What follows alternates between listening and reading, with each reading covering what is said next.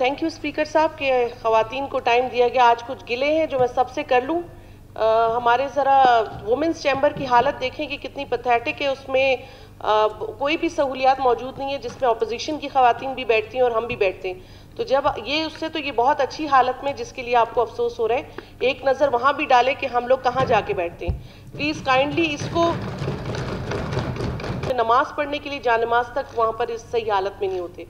दूसरी बात, ये एक चीज़ जो मुझे बड़े अरसे से मेरे दिल में थी कि मैं इस फ्लोर पे ज़रूर बोलूँगी कि ये चीज़ पूरे पाकिस्तान में सबके जहनों में होता है कि जो ख़वातीन आती हैं ये खैराती सीटों पे आती हैं। ये जुमला जो है बहुत तकलीफदेह है और जो हम लोगों को बहुत तकलीफ देता है। अगर देखा जाए, हमारे बगैर आइन के मुताबिक आप लोग नहीं आ सकते मर्द हजरात। तो हमारी एक बहुत बड़ी इंपॉर्टेंस है जिस चीज़ को आप लोगों को एक बहुत पॉजिटिव तरह से लेना चाहिए।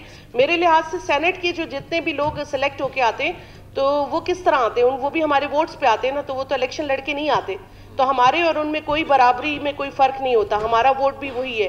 तो एटलीस्ट इस चीज़ को जो है आप लोग इम्पोर्टेंस दें। और हम ख़वातीन को, वैसे तो बलूचिस्तान में जो रिस्पेक्ट ख़वातीन को है वो पाकिस्तान में कहीं नहीं है, इस चीज़ को मैं मानती हूँ। लेकिन इस चीज़ को आप लोग प्लीज़ काइंडली, हम ख़वातीन को अगर आप प्रमोट नहीं करेंगे तो हम किसके पास जाएं। Thank you so much. शुक्रिया मैडम।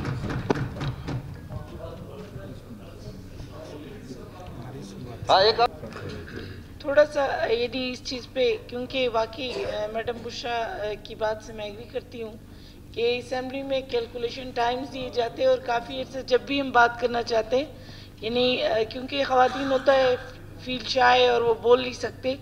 मेरे कुछ सवालात थे जो पेंडिंग में जा जाके जिनकी जवाबात मुझे ना मिले 3 महीने से। रॉकेट साइंस नहीं है।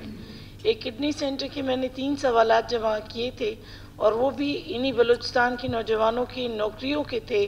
जैसे हम आज बात कर रहे हैं कि एज रिलैक्सेशन, कि वहाँ पे जो 12-12 साल सर्व कर चुके हैं उन सबको फारिग कर रहे हैं, दोबारा उनकी जॉब्स को री एडवर्टाइज़ किया जा रहा है। डिविजनल जो उन्होंने अपना यानी जो कॉन्ट्रैक्ट स्टाफ है उसको फारिग करे। 3 सवालात थे मेरे जिनकी जवाबात आज तक नहीं मिले। लास्ट टाइम भी मैंने देखा मुझे जवाबात यहाँ पे मौसूल नहीं हुए।